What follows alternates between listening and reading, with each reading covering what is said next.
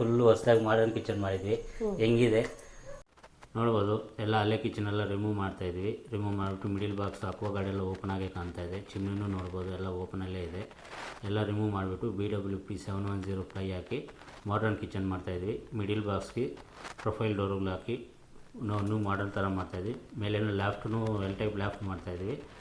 Complete ಆದಮೇಲೆ ಹೊಸಕೋಟೆ ನಿಸರ್ಗ layout project ಇದು. ಏನು ಹೊಸದಾಗಿ ಮಾಡಿಕೊಟ್ಟಿದ್ವಿ. ಇದರಲ್ಲಿ ಹೊಸದಾಗಿ ಏನು ಎಲ್ಲನೂ ಚೆನ್ನಾಗಿ ಆಗಿದೆ.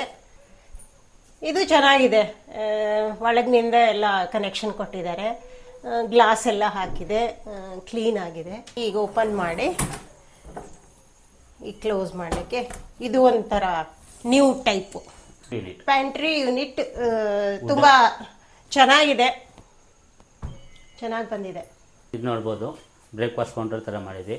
ಲೂವರ್ಸ್ ಎಲ್ಲ ಹಾಕ್ಬಿಟ್ಟು WPC ಲೂವರ್ಸ್ ಹಾಕಿದ್ವಿ. ಆಮೇಲೆ ಗ್ಲಾಸ್ ಹಾಕಿದ್ವಿ, ಪ್ರೊಫೈಲ್ ಡೋರ್ ಗ್ಲಾಸ್ ಹಾಕಿದ್ವಿ. ಆಮೇಲೆ ಚಿಮ್ನಿ ನೋಡ್ಬೋದು. ಚಿಮ್ನಿಗೆ ಕ್ಲೋಸ್ ಡೋರ್ಸ್ ಕೊಟ್ಟಿದ್ವಿ ಕ್ಲೀನಾಗಿ. ಪ್ಯಾಂಟ್ರಿ ಯೂನಿಟು ನಾವು ವುಡ್ಡಲ್ಲೇ ಮಾಡಿಕೊಟ್ಟಿದ್ವಿ. ಪ್ಯಾಂಟ್ರಿ ಯೂನಿಟು ನೋಡ್ಬೋದು. ತುಂಬ ಐಟಮ್ ಬರುತ್ತೆ ಇದರಲ್ಲಿ. 7 ಫೀಟ್ ಪ್ಯಾಂಟ್ರಿ ಯೂನಿಟ್ ಮಾಡಿಕೊಟ್ಟಿದ್ವಿ ವುಡ್ಡಲ್ಲೆಲ್ಲ ನೋಡ್ಬೋದು.